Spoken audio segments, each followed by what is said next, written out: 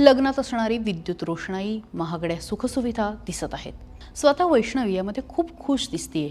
तिला कदाचित कल्पनाही नसेल की पुढे काय वाढून ठेवलंय। हे एक लव्ह मॅरेज होतं। लाखो करोडो रुपयांचा हुंडाही दिला गेला, पण सासरच्या लोकांकडून चांदीची भांडी, 2 कोटी रुपये अशा वेगवेगळ्या मागण्या पुन्हा पुन्हा होत होत्या। सासरच्या लोकांच्या मागणीला कंटाळून लग्नानंतर अगदी 2 वर्ष होताच काही महिन्यांचं बाळ मागे ठेवून तिने आत्महत्या केली। ही आहे वैष्णवी हगवणे केस।